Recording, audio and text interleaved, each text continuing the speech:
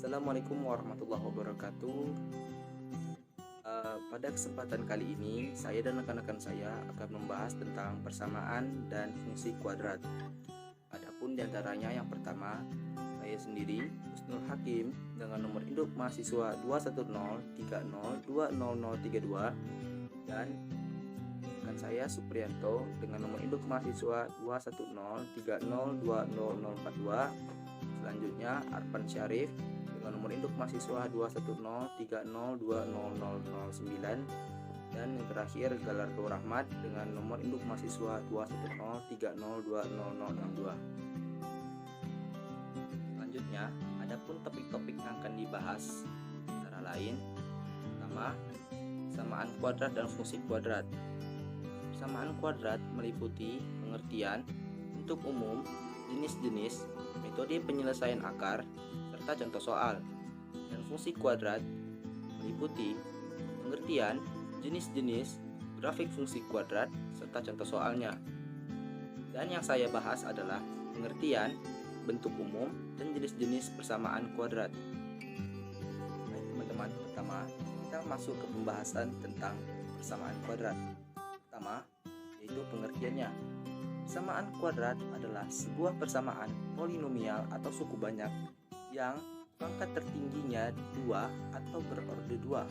Salah satu contoh persamaan kuadrat yaitu 2x kuadrat ditambah 4x ditambah 3 sama dengan 0.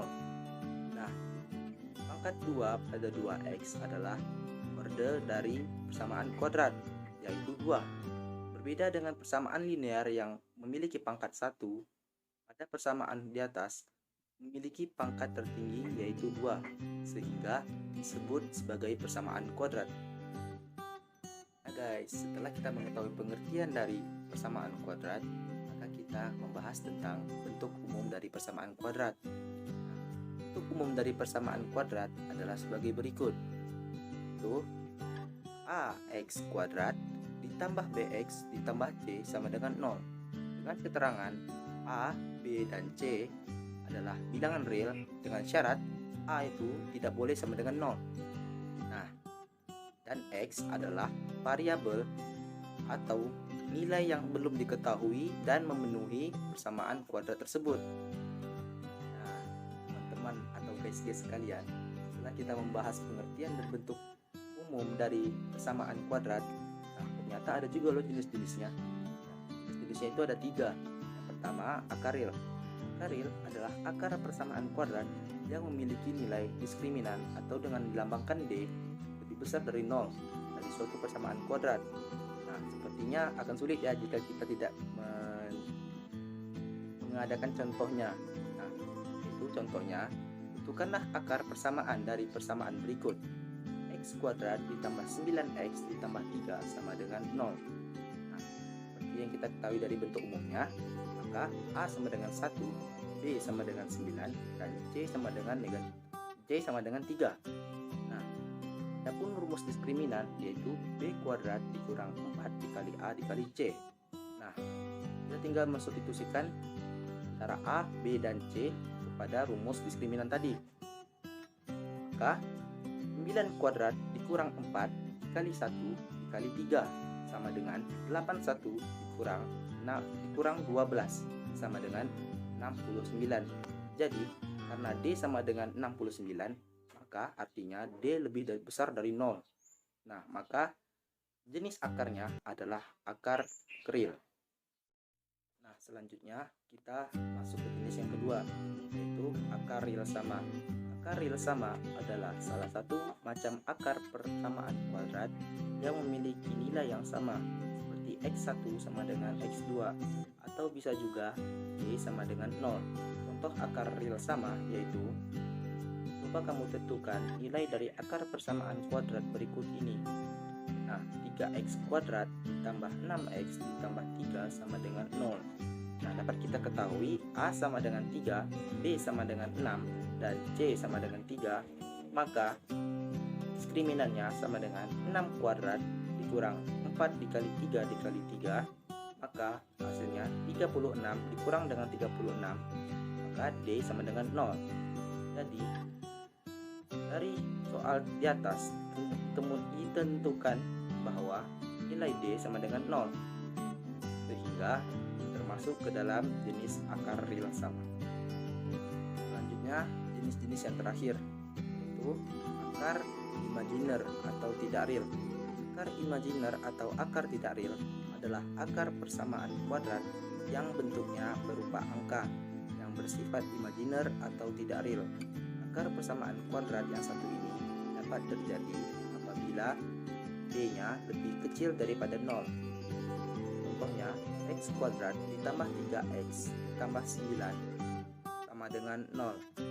Nah, kita ketahui bahwa A sama dengan 1, B sama dengan 3, dan C sama dengan 9, maka diskriminannya 3 kuadrat dikurang 4 dikali 1 dikali 9, maka 9 dikurang 36. D sama dengan negatif 27. Nah, jadi dapat disimpulkan bahwa D-nya lebih kecil daripada 0. Maka akar pada soal di atas termasuk akar tidak real atau akar imajiner. Nah, adapun pembahasan selanjutnya yaitu metode penyelesaian akar dan contoh soalnya akan dijelaskan oleh rekan saya Supriyanto. Assalamualaikum warahmatullahi wabarakatuh. Baik, perkenalkan saya Kaan. Di sini saya akan menjelaskan lanjutan tadi ya, dari pengertian persamaan dan juga jenis-jenisnya, dan selanjutnya akan dijelaskan oleh saya. Baik teman-teman, tanpa lagi menunda waktu, akan langsung kita masuk pada materi yang selanjutnya, yaitu mengenai metode penyelesaian akar dan juga contoh soalnya. Baik, untuk metode penyelesaian akar, di sini solusi untuk menentukan nilai x yang memenuhi persamaan kuadrat didapatkan saat hasil substitusi sama dengan 0 dan biasa disebut akar-akar persamaan. Biasanya kan ada dua akar-akar persamaan yang didapatkan. Terdapat 3 cara untuk menentukan akar-akar dari persamaan kuadrat tersebut. Yang pertama kita menggunakan cara memfaktorkan. Nah, mungkin teman-teman semua sudah tahu cara memfaktorkan karena sudah sering digunakan pada saat-saat untuk mengerjakan soal dari persamaan. Baik, di sini saya akan menjelaskan secara singkat aja ya. Di cara memfaktorkan ini, yang pertama, faktorisasi adalah mengubah penjumlahan suku-suku aljabar ini menjadi bentuk perkalian.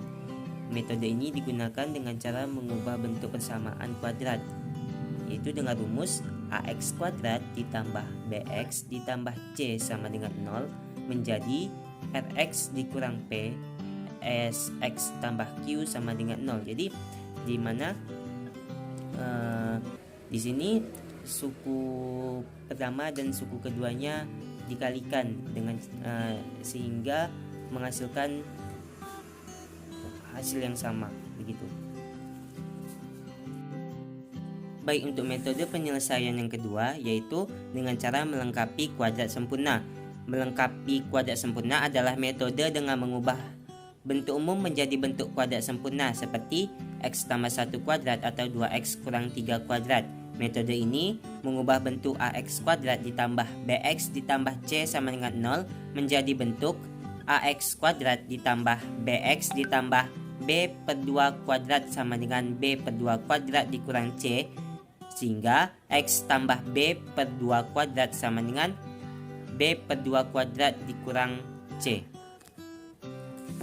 Baik, untuk metode penyelesaian yang ketiga yaitu menggunakan rumus A, B, C. Metode ini memanfaatkan nilai A, B, dan C dari suatu persamaan kuadrat untuk mendapatkan akar-akar ax kuadrat ditambah bx ditambah c sama dengan 0. Nilai x1 dan x2 dapat dicari dengan menggunakan rumus sebagai berikut. X sama dengan negatif b ditambah akar b kuadrat dikurang 4ac per 2a. Baik, itu tadi mengenai metode penyelesaiannya, bagaimana rumusnya dan juga cara mengerjakannya. Baik, langsung kita masuk kepada contoh soalnya. Yang pertama itu contoh soal memfaktorkan. Kita ambil beberapa saja ya. Yang pertama itu soalnya persamaan kuadratnya itu yaitu b kuadrat dikurang 16 sama dengan 0. Maka di sini pembahasannya cara mengerjakannya p kuadrat dikurang 16 sama dengan 0, p ditambah 4, p dikurang 4 sama dengan 0, p ditambah 4 sama dengan 0, maka p sama dengan negatif 4. P dikurang 4 sama dengan 0, maka p sama dengan 4. Sehingga x sama dengan 4 atau x sama dengan negatif 4. Maka himpunan penyelesaiannya yaitu kurung kurawal negatif 4,4. Baik, contoh soal yang kedua juga contoh soal dengan metode penyelesaian memfaktorkan, yaitu dengan soal x kuadrat ditambah 7x ditambah 12 sama dengan 0. Maka pembahasannya yaitu seperti yang kita ketahui, bentuk umum persamaan kuadrat kan ax kuadrat tambah bx tambah c sama dengan 0. Maka untuk nilai a sama dengan 1 seperti semua soal nomor 2, pemfaktoran sebagai berikut. Kita cari dua angka yang jika ditambahkan menghasilkan b dan jika dikalikan menghasilkan c. Maka dari soal yang tadi, x kuadrat ditambah 7x ditambah 12 sama dengan 0.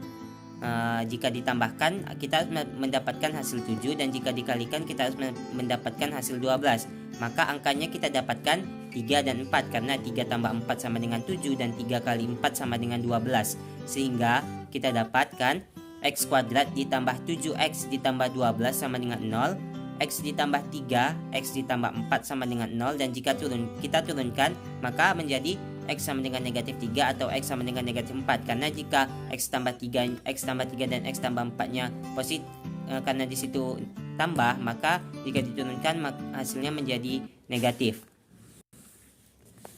Baik, contoh soal berikutnya dengan metode melengkapi kuadrat sempurna.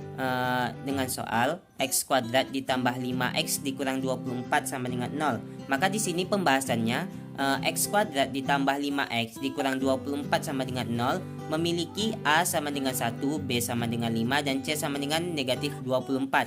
X kuadrat ditambah 5x sama dengan 24, maka kita cari menggunakan rumusnya tadi, b kuadrat per 4a kuadrat sama dengan 5 kuadrat per 4 kali 1 kuadrat sama dengan 25 per 4. X kuadrat ditambah 5x ditambah 25 per 4 sama dengan 24 ditambah 25 per 4. X kuadrat ditambah 5x ditambah 25 per 4 sama dengan 96 per 4 ditambah 25 per 4. X kuadrat ditambah 5x ditambah 25 per 4 sama dengan 121 per 4. Maka x tambah 5 per 2 kuadrat sama dengan 121 per 4. Jadi untuk penyelesaiannya, x ditambah 5 per 2 sama dengan akar dari 121 per 4. Didapatkan x tambah 5 per 2 sama dengan 11 per 2. Kenapa 11 per 2? Karena di situ akar dari 121 dan akar dari 4 yaitu 11 dan juga 2. Maka untuk hasilnya x1 sama dengan 11 per 2 dikurang 5 per 2 sama dengan 6 per 2 sama dengan hasilnya 3. Atau x keduanya sama dengan negatif 11 per 2 dikurang 5 per 2 sama dengan negatif 16 per 2 sama dengan negatif 8. Oke, baik, sekarang kita masuk ke contoh soal yang menggunakan metode penyelesaian rumus A, B, C. Dengan soal x kuadrat ditambah 2x sama dengan 0. Di sini kan kita tahu A-nya itu 1, B-nya itu 1, C-nya itu 0. X sama dengan negatif B ditambah akar B kuadrat dikurang 4A C per 2A. X sama dengan negatif 2 ditambah akar dari 2 pangkat 2 dikurang 4 kali 1 dikali 0 per 2 dikali 1. Hasilnya x sama dengan negatif 2 ditambah akar 4 per 2. X sama dengan negatif 2 ditambah 2 per 2. Maka x nya sama dengan 0 atau x sama dengan negatif 2 dikurang 2 dibagi 2 sama dengan negatif 2. Sehingga kesimpulannya himpunan yang ditemukan adalah 0, negatif 2. Baik, teman-teman semua, itu saja untuk penjelasan mengenai materi metode penyelesaian dari persamaan dan juga contoh soal dari metode penyelesaian yang ada, yang sudah saya rinci tadi ya, ada 3, dan juga contoh soalnya juga ada 3 dengan metode penyelesaian masing-masing. Baik, sekian dari saya. Terima kasih. Semoga apa yang sudah saya jelaskan bisa dipahami dengan baik ya. Oke, baik teman-teman. Saya akan melanjutkan pembahasan dari teman-teman saya sebelumnya, di mana mereka sudah membahas persamaan kuadrat hingga ke contoh-contoh soalnya. Sebelum itu, saya akan memperkenalkan diri terlebih dahulu. Perkenalkan, nama saya Arfan Syarif dengan nomor induk mahasiswa 2103020009. Di sini saya akan menjelaskan mengenai fungsi kuadrat. Apa itu fungsi kuadrat, jenis-jenis fungsi kuadrat, hingga grafik fungsi kuadrat. Baiklah, langsung saja kita masuk ke dalam pembahasannya. Yang pertama yaitu pengertian fungsi kuadrat. Fungsi kuadrat adalah fungsi polinomial yang memiliki variabel dengan pangkat tertinggi 2. Bentuk umum dari fungsi kuadrat menyerupai bentuk persamaan kuadrat yang sudah dijelaskan oleh teman saya sebelumnya, yaitu ax kuadrat tambah bx tambah c sama dengan 0. Lalu untuk fungsi kuadrat itu bentuk umumnya fx sama dengan ax kuadrat tambah bx tambah c, di mana fx itu sama dengan fungsi kuadrat, x itu variabelnya, a dan b koefisien, dan c itu konstantannya, di mana a tidak boleh sama dengan 0. Oke, baik teman-teman, selanjutnya saya akan membahas mengenai jenis-jenis fungsi kuadrat. Sebelum kita membahas cara menggambar grafik fungsi kuadrat, akan kita bahas terlebih dahulu mengenai jenis-jenis lain dari fungsi kuadrat. Yang pertama itu, jika pada y sama dengan ax kuadrat tambah bx tambah c, nilai b dan c adalah 0, maka fungsi kuadrat menjadi y sama dengan ax kuadrat. Di sini berarti bx dan c-nya itu hilang dikarenakan b dan c adalah 0. Yang membuat grafik pada fungsi ini simetris pada x sama dengan 0 dan memiliki nilai puncak di titik 0,0. Yang kedua yaitu jika pada y sama dengan ax kuadrat tambah bx tambah c, nilai b bernilai 0, maka fungsi kuadrat akan berbentuk y sama dengan ax kuadrat ditambah c. Di sini berarti yang hilang bx, yang membuat grafik pada fungsi ini simetris pada x sama dengan 0 dan memiliki titik puncak di titik 0, c. Selanjutnya yang ketiga yaitu jika titik puncak adalah di titik h, k, maka fungsi kuadrat menjadi y sama dengan a kali x kurang h kuadrat ditambah k, dengan hubungan a, b, dan c dengan h dan k adalah h, k sama dengan min b per 2a, min b kuadrat kurang 4ac per 4a. Setelah kita memahami jenis-jenis fungsi kuadrat yang lain, selanjutnya kita akan membahas cara melukis sebuah grafik fungsi kuadrat. Adapun langkah-langkahnya yaitu yang pertama, menentukan titik potong kurva dengan sumbu x. Misalkan y sama dengan 0, maka ax kuadrat tambah bx tambah c sama dengan 0. Selanjutnya yang kedua, menentukan titik potong dengan sumbu y. Misalkan x sama dengan 0, maka y sama dengan c. Selanjutnya yang ketiga, menentukan sumbu simetri. X sama dengan min b per 2a. Yang keempat, menentukan nilai optimum atau ekstrim dengan y sama dengan min b kuadrat kurang 4ac per 4a. Dan yang terakhir yaitu menentukan titik balik dengan min b per 2a, min b kuadrat kurang 4ac per 4a. Selain itu, terdapat ciri khusus dari grafik parabola dilihat dari fungsinya. Jika a lebih besar dari 0, maka parabola terbuka ke atas, dan jika sebaliknya A lebih kecil dari 0, maka parabola terbuka ke bawah. Kemudian pada fungsi kuadrat terdapat istilah diskriminan yang memiliki bentuk D sama dengan B kuadrat kurang 4AC dengan keterangan jika D lebih besar dari 0, maka fungsi kuadrat memiliki dua akar yang berbeda dan memotong di dua titik. Selanjutnya, jika D sama dengan 0, maka fungsi kuadrat memiliki dua akar yang sama, sehingga kurva hanya akan menyinggung sumbu X di satu titik. Dan jika D lebih kecil dari 0, maka kurva tidak menyentuh sumbu X sama sekali. Oke teman-teman, selanjutnya saya akan membahas grafik fungsi kuadrat. Dari ciri khusus yang sudah dijelaskan tadi, berikut bentuk-bentuk grafik fungsi kuadrat secara umum. Yang gambar pertama ini, kurva memotong sumbu X di dua titik dan terbuka ke atas. Akan membentuk grafik seperti ini jika diskriminannya itu lebih besar dari 0 dan A lebih besar dari 0. Selanjutnya gambar yang kedua, kurvanya menyinggung sumbu X di satu titik dan terbuka ke atas. Akan membentuk grafik seperti ini jika diskriminannya itu sama dengan 0 dan A lebih besar dari 0. Selanjutnya gambar yang ketiga, kurva tidak mengenai sumbu X dan terbuka ke atas.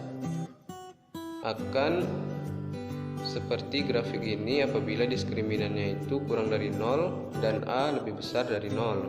Selanjutnya gambar yang keempat, kurva memotong sumbu X di dua titik dan terbuka ke bawah. Akan membentuk seperti ini apabila diskriminannya itu lebih besar dari 0 dan A kurang dari 0. Selanjutnya gambar yang kelima, kurva menyinggung sumbu X di satu titik dan terbuka ke bawah.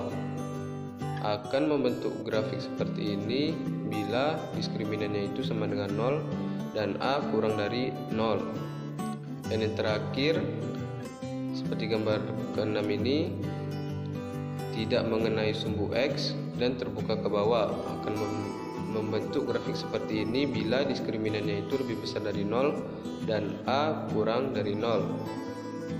Baik teman-teman, mungkin itu sedikit penjelasan dari saya mengenai fungsi kuadrat.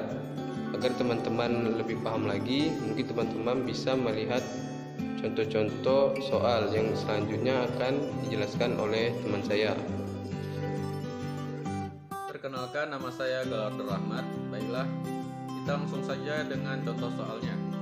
Contoh soal 1. Gambarkanlah grafik fungsi kuadrat fx sama dengan x kuadrat tambah 4x minus 21 pada himpunan bilangan nyata. Penyelesaiannya, menentukan titik potong sumbu x menggunakan faktoran x kuadrat tambah 4x sama dengan 21 minus 21 sama dengan 0. x1 plus 7 x2 minus 3, x1 minus 7 dan x2 3. Titik potong pada sumbu y adalah A minus 7 sama banding 0 dan B 3 banding 0. Menentukan titik potong sumbu y menggunakan faktoran, misalnya x sama dengan 0 maka y sama dengan c. Menentukan titik sumbu y dengan substitusi x sama dengan 0 atau f0. Fx sama dengan x kuadrat tambah 4x minus 21. F0 0 kuadrat tambah 40 minus 21 sama dengan 21. Jadi titik potong sumbu y adalah 0 banding 21. Menentukan titik balik xp yp dengan rumus di bawah ini. xp minus b per 2a sama dengan minus 4 per 2 kali 1 sama dengan minus 2. YP D minus D per 4 kali A dengan D minus B kuadrat kurang 4 kali A kali C. Jadi YP sama dengan minus 4 kuadrat kurang 4 kali 1 kali minus 21 per 4 kali 1 sama dengan minus 25. Jadi titik baliknya adalah minus 2 banding minus 25. Dengan demikian gambar grafiknya sebagai berikut.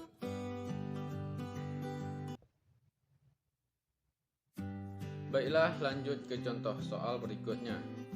Gambarkanlah grafik fungsi kuadrat fx sama dengan x kuadrat kurang 6x tambah 8. Menentukan titik sumbu x menggunakan pemfaktoran. Menentukan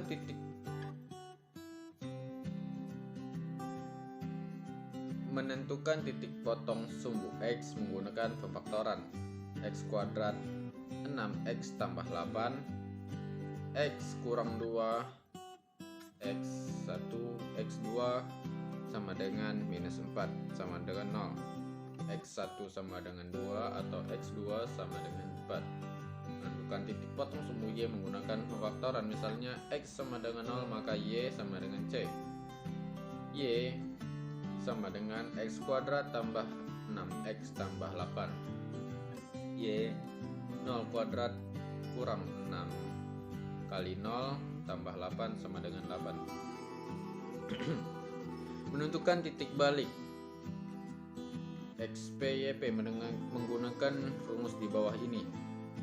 Artinya, untuk fungsi kuadrat fx sama dengan x kuadrat kurang 6x tambah 8, titik ekstrimnya ialah seperti di bawah ini. Minus 6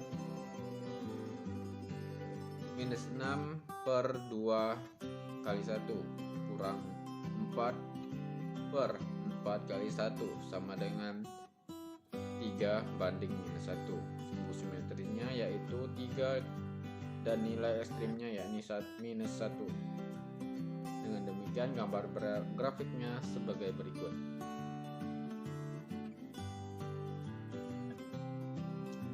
Baiklah, terima kasih.